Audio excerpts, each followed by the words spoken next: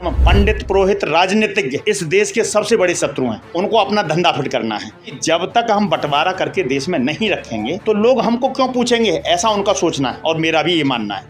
तो धर्म को धंधा बना चुके हैं। धर्म एक धंधा है, यहाँ पढ़ा लिखा भी अंधा है। लोग धर्म के माध्यम से अपने धंधे को सेट करते हैं। जैसे भारत देश धर्म की वजह से ही चल रहा है। धर्म का धंधा इतना बड़ा है, ये कभी मंदा नहीं होता। मंदा क्यों नहीं होता? क्योंकि व्यक्ति जिस श्रद्धा और विश्वास, धर्म में दो तीन बातें बताना चाहूँगा कि लोग सवाल, अगर किसी कोई तार्किक व्यक्ति मेरे जैसा सवाल करे कि क्या धर्म मानना बहुत ज़रूरी है, तो बोलते हैं क्यों नहीं, धर्म नहीं मानोगे तो ईश्वर माफ़ नहीं करेगा। धर्म के नाम पर कितने बुरी तरह से लोगों को फंसाया जाता है। गरीब लोगों से ये कहा जाता है कि आप धर्म को मानो, धर्म को धारण करो, तुम्हारे दुख का कारण केवल और केवल आपके पुनर्जन्म का ऐसे कोई काम करके आए हैं जिसकी वजह से आज वर्तमान में आप भोग रहे हैं। दूसरी बात कहेंगे, अगर आप सुखपूर्वक जीवन जी रहे हैं, आनंद से जीवन जी रहे हैं, तो आपसे कहेंगे कि आप पूर्व जन्म में कुछ अच्छे कर्म करके आए तो आज सुख प्राप्त कर रहे हैं। अब आप जो सुनने वाला व्यक्ति है तो वो उस पर सवाल भी नहीं उठा सकता, क्योंकि स्वर्ग उसने देखा नहीं, नरक उसने देखा नहीं। लेकिन बताने वाले जो भी पंडे पुजारी हैं कि नरक होता है और स्वर्ग होता है, ना तो वो व्यक्ति गया, जिंदा जा नहीं सकता स्वर्ग, और मरने वाला आकर के बता नहीं सकता। तो ये स्वर्ग नरक की खोज किसने की? ये आपसे मैं पूछना चाहूँगा, स्वर्ग नरक की खोज किसने की? लेकिन लोग अपने स्वार्थ के लिए, अपने धंधे को फिट करने के लिए, लोगों को डराने के लिए ईश्वर और धर्म को बीच में ले रखा है, जिससे व्यक्ति डरा रहे।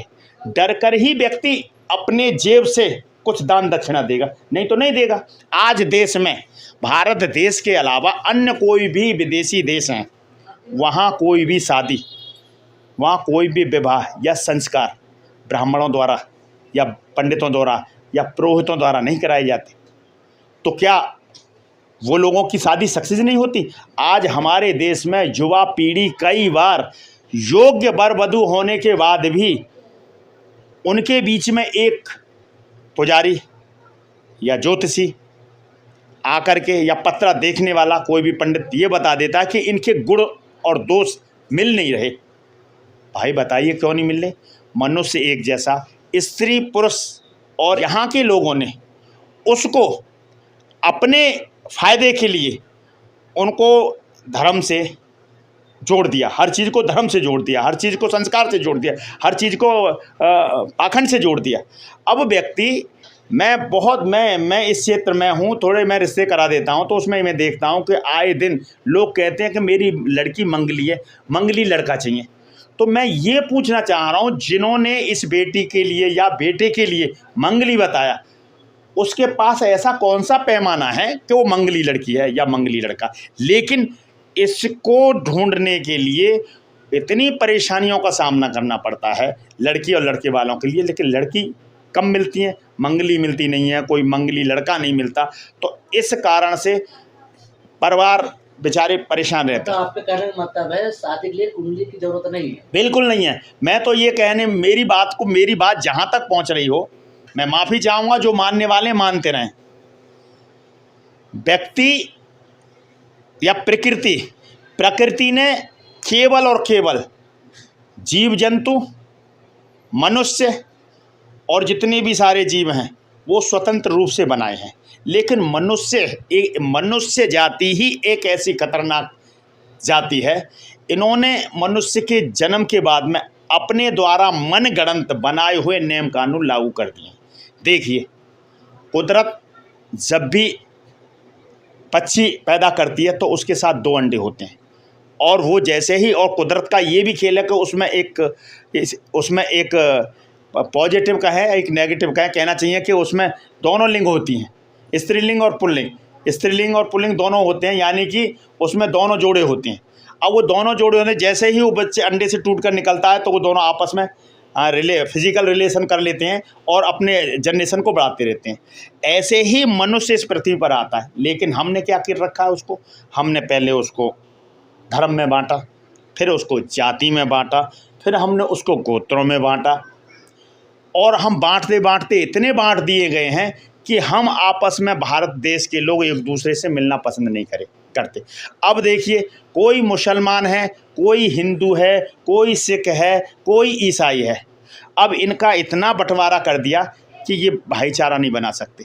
और दूसरा, धर्म के पाखंडी लोग जो अपने अपने धर्म, पंडित, पुरोहित, राजनीतिज्ञ इस देश के सबसे बड़े शत्रु हैं, जो देश के लोगों को बंटवारा बनाए रखते हैं। कारण उनको अपना धंधा फिट करना है, क्योंकि जब तक हम बंटवारा करके देश में नहीं रखेंगे तो लोग हमको क्यों पूछेंगे, ऐसा उनका सोचना है और मेरा भी ये मानना है। तो देश में धर्म की ज़रूरत बिल्कुल नहीं है। लेकिन क्यों नहीं है? क्योंकि देश, जब हम जन्मते हैं तो ना तो हमारे साथ में धर्म आता है, केवल एक मनुष्य आता है। मनुष्य स्वतंत्र पैदा होता, उसे समाज जंजीरों में जकड़ देता है। मुसलमान के घर पैदा हुआ तो उसको मुसलमान बना देंगे, हिंदू के घर पैदा हुआ इसको हिंदू बना देंगे। भारत हिंदू राष्ट्र बनने वाला है। भारत हिंदू राष्ट्र बनाने के लिए आप कुछ भी राष्ट्र बना दो, जिस भी व्यक्ति की विश्व गुरु बन गया भारत, आपको पता है? विश्व गुरु, अपने मन से आप विश्व गुरु मान लो। देखिए, हम अपने मिट्टू, हमारे भारतीय लोग बड़े गजब के लोग हैं, इतने गजब के लोगों के ऐसे इस भारत देश की धरती जैसे लोगों को अन्य देशों में ढूंढना बड़ा मुश्किल है। लोग हमारी बातों को सुन करके बड़े हंसते हैं। अब जैसे आपने सवाल कर दिया कि हमारा देश विश्व गुरु है, किस बात से विश्व गुरु? इस बात से विश्व गुरु कि हम सबसे गरीब हैं, इस बात से विश्व गुरु कि हम सबसे ज़्यादा बेरोजगार हैं, इस बात से विश्व गुरु है कि हमारे पास शिक्षा के संसाधन नहीं है, इस बात से विश्व गुरु है कि हमारे पास में रोजी रोटी, कपड़ा, मकान इतने नहीं है कि हम सबके लिए व्यवस्था कर सकें। भारत में 33 करोड़ देवी देवता है, तो उन 33 करोड़ देवी देवताओं से आम आदमी का क्या भला हो रहा है? भला किसी का हो रहा है? और अगर भला हो रहा है, जिन्होंने ये 33 करोड़ देवी देवता बनाए हैं या जिन्होंने धर्मों का निर्माण किया है, उन्होंने अपने स्वार्थ के लिए धर्मों का निर्माण किया। क्यों? क्योंकि व्यक्ति की कमाई और उससे लिया हुआ धन, उसके द्वारा वह जेब भरने का काम करता। पंडित, पुरोहित लोगों का एक धंधा है धर्म, और वो अपने धंधे को बनाए इसलिए रखना चाहते हैं कि व्यक्ति को डराते हैं धर्म के नाम पर, ईश्वर के नाम पर।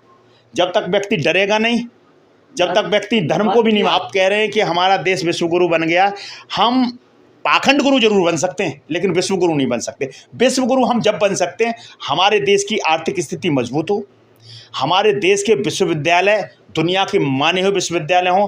जैसे उस समय में सम्राट अशोक के काल में तक्षशिला नालंदा विश्वविद्यालय हुआ करते थे, और हमारे देश में बाहर के लोग आकर के विद्या अध्ययन करते थे। और वो उस समय का वो देश, उस समय महान सम्राट ने, गौतम बुद्ध ने अपनी विरासत को छोड़ा था। उन्होंने उनकी विचारधारा पर ये देश चल रहा था, और वो विचारधारा ऐसी विचारधारा जिसमें ना अंधविश्वास है ना पाखंड है।